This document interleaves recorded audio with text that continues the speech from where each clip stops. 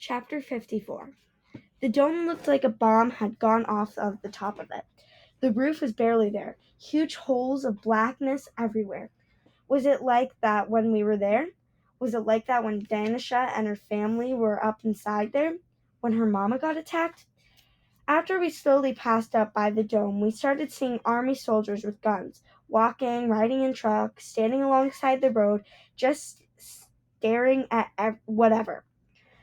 Most of them with a look of wanting to be somewhere else. Helicopters buzzed through the air, taking me back to our terrifying night on the roof. The sounds, the soldiers, the smell, the awful, sickening smell. Everything was making my head woozy. I thought I was going to throw up. Where was Tay Tay and Georgie? Where was Daddy? We were stuck in a line on the interstate surrounded by army trucks. The line moved maybe 1 inch every couple minutes. I closed my eyes and prayed for us to be there. The slowness of time made me sick. We crawled along down the streets. I didn't recognize it in a city. That sure didn't feel like home. We were lost in a place where we'd been knowing my whole life. Chapter 55. Finally, we came up on a convenience store that was open. Open and all but falling down. A dirt line, taller than me, circled out the side of the building. I didn't have to ask nobody. My good sense told me it was a water line from where the water had been. A long row of vehicles, mostly army ones, sat with us in the line for the gas pumps.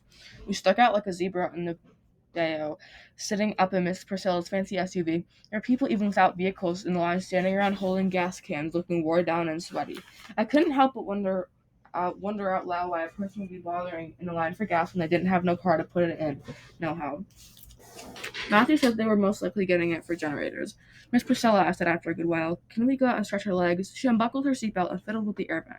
Then she turned around in her seat and looked at me for the first time in hours without using the mirror.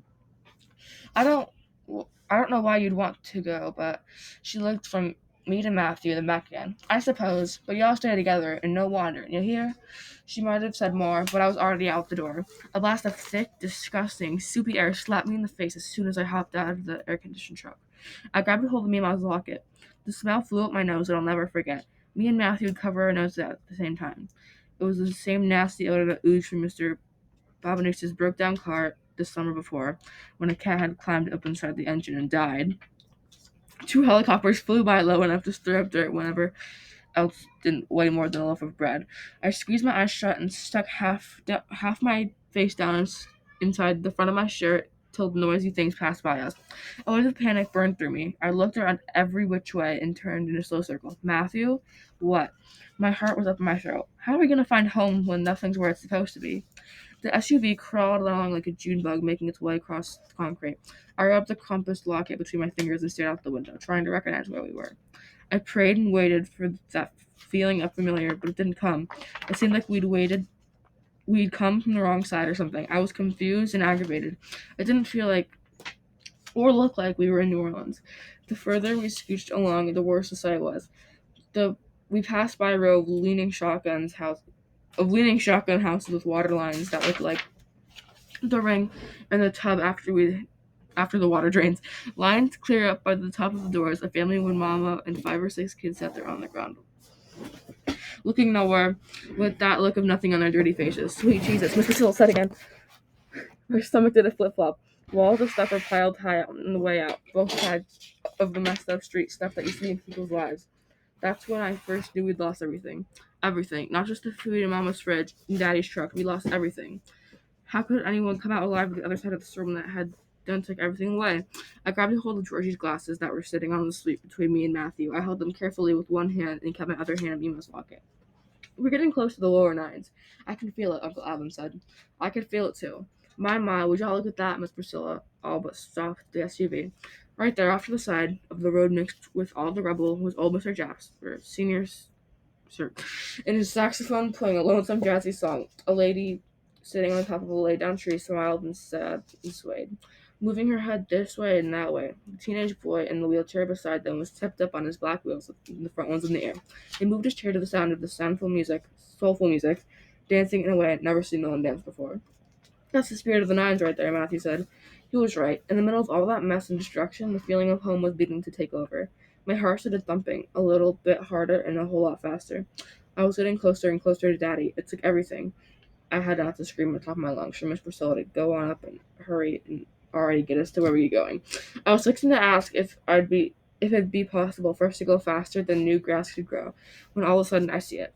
I knew where we were, just a little ways off, up higher than any of the piles of rubber, was Mr. Frank's upside down school bus sitting on top of the building that was right next to the donut shop, where it was the last time I'd seen it. When the water was everywhere, when the water was right where we were driving that second, when bodies had floated by.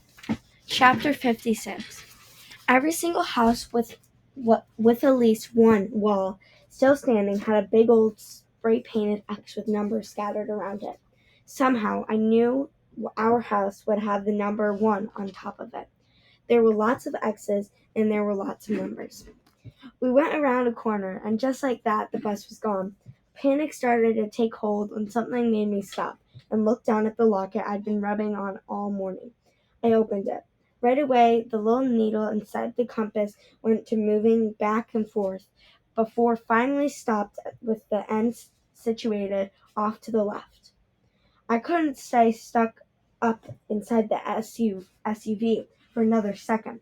I asked Miss Priscilla if I could please get out and walk, especially since she was moving along at an armadillo pace anyhow. Matthew got out and walked with me. Miss Priscilla and my uncle followed in the truck behind us. Where are you, Daddy?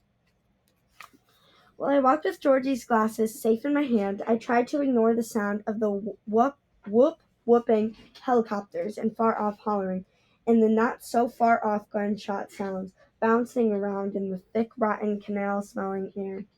Matthew picked up a long stick and swatted at rocks, making them roll out in front of us. I was watching rock roll when I noticed the dead fish, lots of them, scattered around like it had done rained fish or something. All them dead fish eyes following me while I walked. And the smells, the air tasted the way it smelled. I couldn't help but gag and cough. Matthew asked if I was okay and patted my back the way Mama did when one of us swallowed something wrong. I shrugged.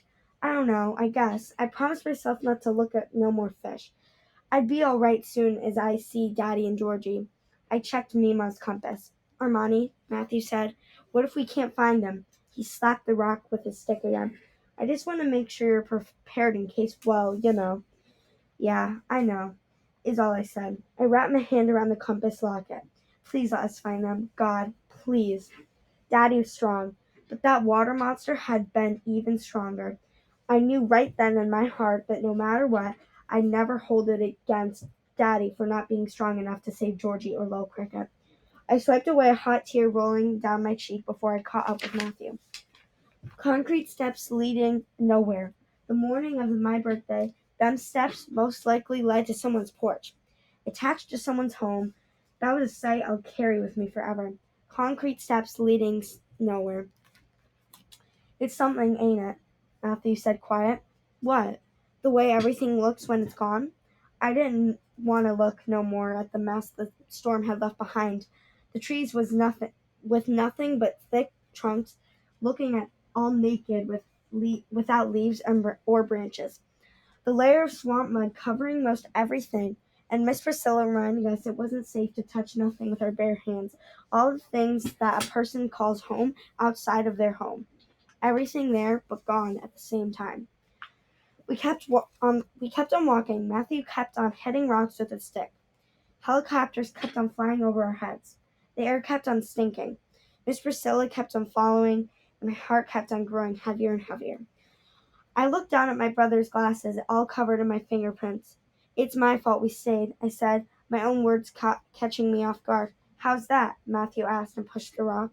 'Cause I wouldn't let Georgie tell Daddy that Miss Beningsa from Mr. Beningsa from next door said we should evacuate. My feet. Sorry about that. My feet. Sorry, I'm stuck on a word. My feet shuffled along. I didn't want to.